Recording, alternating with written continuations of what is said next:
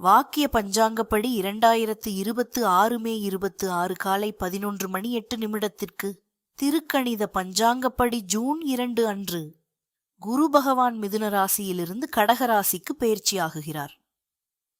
12 ஆண்டுகளுக்குப் பிறகு குரு தனது உச்சராசியான கடகத்தில் வருவது மிகவும் சக்தி வாய்ந்த பெயர்ச்சியாக கருதப்படுகிறது. 2026 குரு பெயர்ச்சி மேஷ ராசிக்காரர்களுக்கு குடும்ப சந்தோஷத்தையும் சொத்து யோகத்தையும் தரப்போகிறது. வீடு வாங்கும் யோகம், வாகன யோகம் கிடைக்கும். குடும்பத்தில் இருந்த மனக்கசப்புகள் குறையும். வேலை பார்த்தவர்களுக்கு பதவி உயர்வு வாய்ப்பு உள்ளது. வெளிநாட்டு வாய்ப்புகளும் தேடி வரும். மாணவர்களுக்கு கல்வியில் நல்ல முன்னேற்றம் இருக்கும்.